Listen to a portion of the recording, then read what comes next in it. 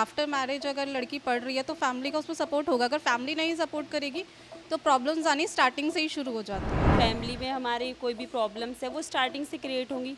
10 साल तो नहीं लगेंगे उसे क्रिएट होने में। अब आप एसटीएम बन गए हो तो अब आपको ये लग रहा है कि फैमिली प्रॉब्लम्स क्रिएट कर रही है। मैंने पढ़ाया लिखाया सब कुछ करा उसके लिए और 10 साल बाद उसे याद आ रहा है। आज आप एसडीएम बन गए तो आप उन पे आरोप लगवा रहे हैं या जो भी है वो सब चीज़ें गलत, क्योंकि वो तो आपको पहले से भी पता था। अगर दहेज के लिए उन्होंने मांग रखी है या कुछ है तो वो तो पहले भी पता था ना। ऐसा नहीं करना चाहिए। ज़रूरी नहीं है कि एक ऐसा है तो सभी ऐसे हो जाए। भाई पढ़ लिख के अपने घर को ऊपर उठाओ, ये सबसे बड़ी बात होती है। ये नहीं है कि किसी दूसरे के साथ तुम भाग जाओ हो जाओ। तो जब शादी हुई थी उसी टाइम एक्शन लेना चाहिए था। वो इस लायक कर दी, अपने एसडीएम डीएम बना दी और फिर भी उसे धोखा दे रही है, तो गलती तो उसमें औरत की है। क्या नाम है आपका? Kavita Gaur, principal of JKG school, Nandgram, Ghaziabad. Kavita ji, अगर मैं आपसे बात करूं, आजकल के सोशल मीडिया पे आप देख रहे होंगे ज्योति मौर्य और आलोक मौर्य का जो पूरा विवाद है सबसे ज़्यादा चर्चित है। आपको पूरे मुद्दे की जानकारी होगी। अगर मैं आपसे पूछूं इस पूरे मामले में आपको गलती किसकी नज़र आती है? क्योंकि ज्योति मौर्य पर लोग तरह तरह के आरोप लगा रहे हैं। मेरे विचार से यहाँ गलत ज्योति मौर्य ही है, क्योंकि अगर किसी ने आपको इतना पहुँच पर पहुँचाने के लिए इतना बड़ा योगदान किया तो चाहे वो उसके साथ में पीछे कितने भी फैक्ट्स रहे हों, लेकिन उसको नज़रअंदाज नहीं करना चाहिए, बल्कि उसको हस्बैंड को उसे रेस्पेक्ट देनी चाहिए, उसका साथ देना चाहिए। क्योंकि जैसे एक महिला होती है किसी भी पुरुष को आगे बढ़ाने में उसका योगदान होता है, ऐसे ही पुरुष का भी योगदान बहुत बड़ा होता है किसी भी महिला को आगे बढ़ाने में। मैं खुद उसकी एग्जांपल हूँ। मेरे हस्बैंड ने मुझे शुरू से ही सपोर्ट किया, आज मैं यहाँ तक हूँ। तो किसी ने आपको इतना आगे तक पहुँचाया है, इतनी सपोर्ट की है, तो उसके साथ ईमानदारी ज़रूर रखनी चाहिए।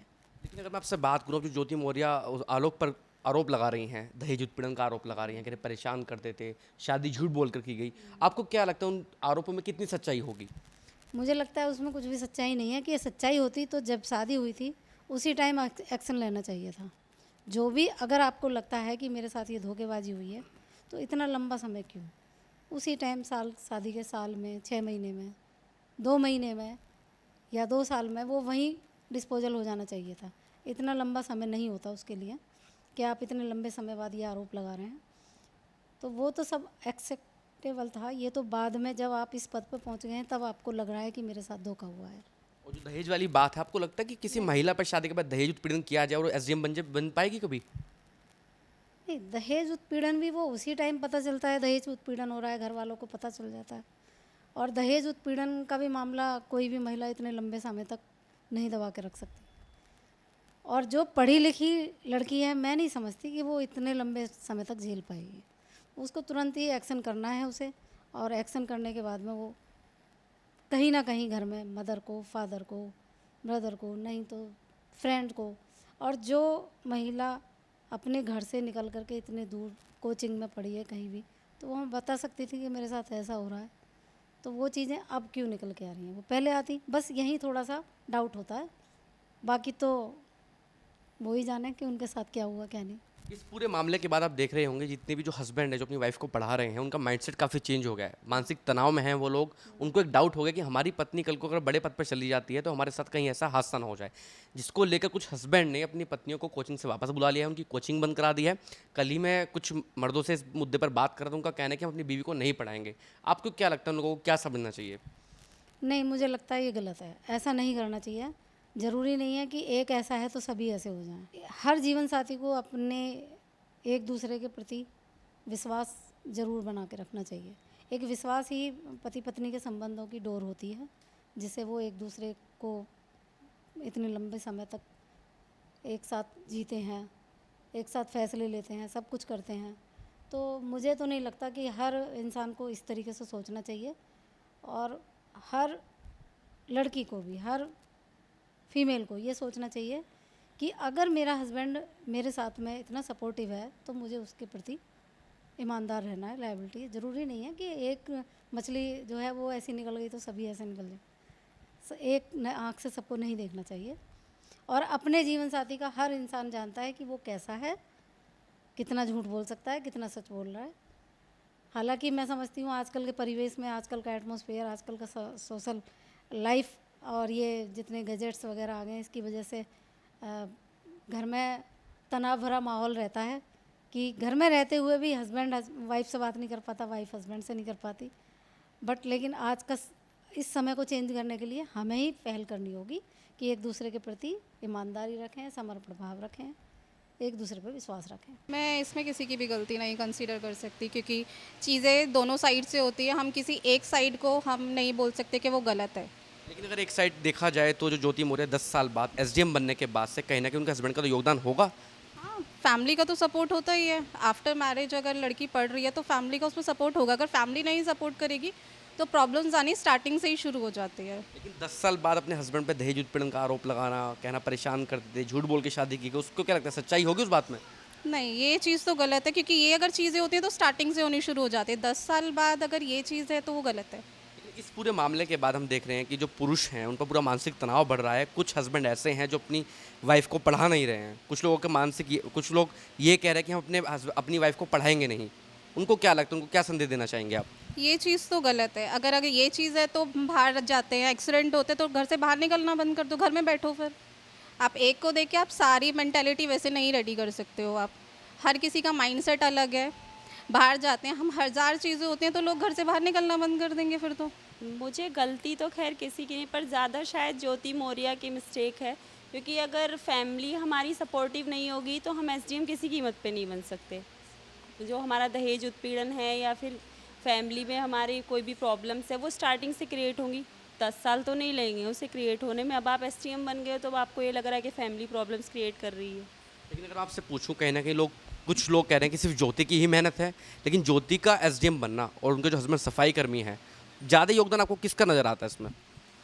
योगदान दोनों का है। ज्योति अगर नहीं चाहती एसडीएम बनना तो उसके हस्बैंड उसे नहीं बना सकते थे, और अगर उसके हस्बैंड और हस्बैंड की फैमिली उसे सपोर्ट नहीं करते तो भी वो किसी कीमत पे नहीं बन सकती, क्योंकि शादी के बाद हमें फैमिली का भी और हस्बैंड का दोनों का सपोर्ट चाहिए। लेकिन अगर इस मामले के बाद जो पुरुष हैं वो ये कह रहे हैं कि हम अपनी वाइफ को नहीं पढ़ाएंगे अब, और जो वाइफ पढ़ रही हैं आप देख रहे होंगे कुछ लोगों ने अपनी वाइफ को कोचिंग सेंटर से भी वापस बुला लिया है, तो क्या लगता है उन पुरुषों का ये सोचना सही है?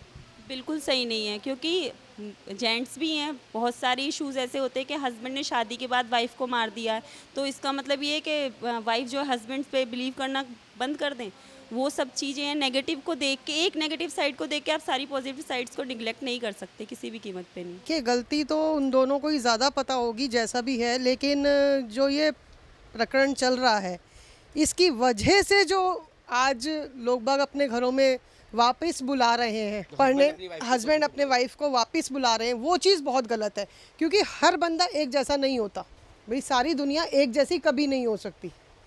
तो ये चीज़ गलत है कि आप उनको वापस नहीं बुलाएं। जो काम जैसे हो रहा है वो वैसे होगा, लेकिन ये चीज़ गलत है कि आज आप एसडीएम बन गए तो आप उन पे आरोप लगवा रहे हैं या जो भी है, वो सब चीज़ें गलत।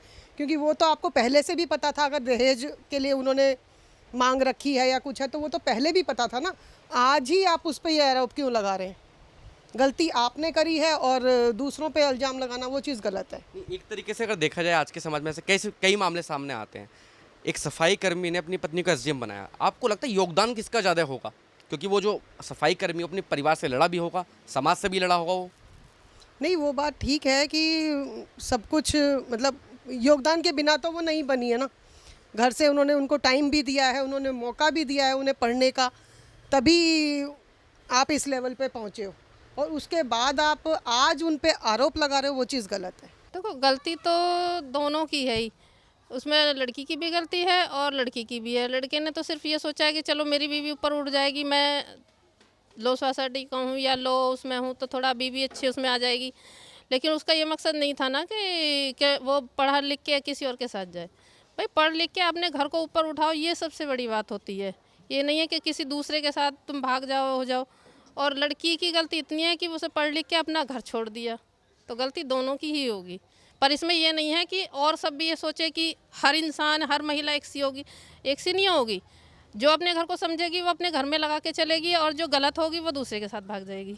मैं अगर आपसे बात करूँ, अब 10 साल हो गए उनकी शादी को, और ज्योति मौर्य आलोक मौर्य पे वो मुकदमा कर रही हैं, कह रही हैं कि दहेज उत्पीड़न हुआ है मेरे साथ। आपको लगता है किसी महिला पर अगर दहेज उत्पीड़न हो वो एसडीएम बन पाएगी शादी के बाद?